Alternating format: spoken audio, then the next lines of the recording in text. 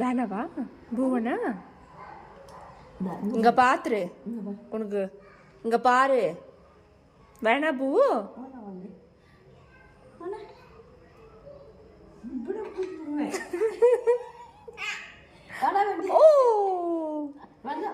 Oh my God, summon எவ்வளவு cute.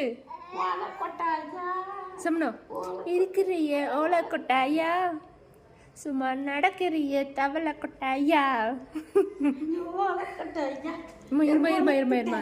சம்மனோ மஜாவா இனிக்கிறிய பஞ்சு மிட்டாயா, ஆமா பஞ்சு மிட்டாயா.